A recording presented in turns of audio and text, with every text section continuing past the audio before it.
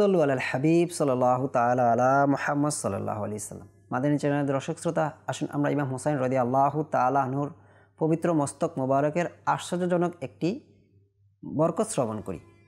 বর্ণিত আছে, মিশরের অধিপতি সম্রাট নাসিরকে কেউ অবহিত করল একজন ব্যক্তি সম্পর্কে, যে রাজদরবারে কোথায় গুপ্তধন লুকায়িত আছে সে সম্পর্কে জানে, কিন্তু কাউকে বলছে না। সম্রাট তাকে গ্রেফতার করার জন্য একজনকে নির্দেশ দিলেন এবং তার থেকে তথ্য বের করার জন্য বললেন। যাকে নির্দেশ দেওয়া হলো তাকে গ্রেফতার করার জন্য, সে তাকে গ্রেফতার করলো এবং তার মাথায় কিছু গোবরে পোকা ও লাক্ষা পোকা রেখে কাপড়ের পট্টি দ্বারা বেঁধে দিল। এটি এমন একটি শাস্তি যার যন্ত্রণা কোনো মানুষ 1 মিনিটও সহ্য করতে পারে না। কিন্তু আশ্চর্যের বিষয়, তাকে কয়েকবার এই শাস্তি প্রদান করার পরেও সে বিন্দুমাত্র বিচলিত হলো না, তার এর কোনো প্রতিক্রিয়া হলো না।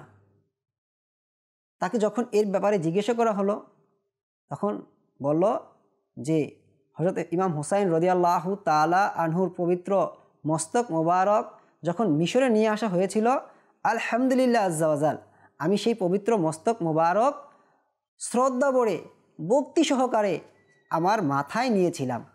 আলহামদুলিল্লাহ, এই পবিত্র মস্তক মোবারকের বরকত ও কারামতের কারণে আমার উপর এর কোনো ক্রিয়া অনুভূত হয়নি।